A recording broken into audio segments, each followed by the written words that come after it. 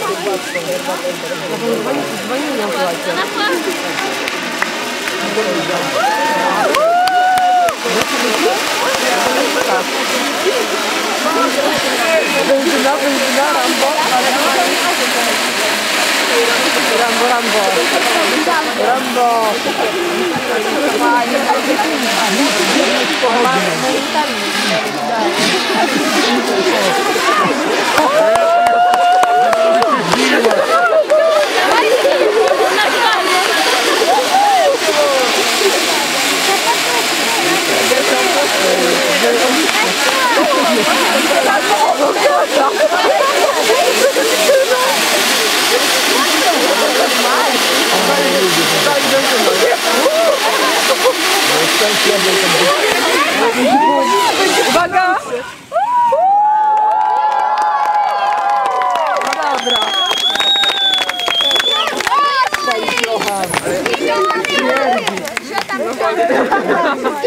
Зеленый шел, что Nie lubię walić. O tak, niczego nie lubię. Nieprawda. To się kojarzy. Czemu tylko niektóre Аж ты все погорело. Łukasz, Все, могу сходить? Да. Маленький.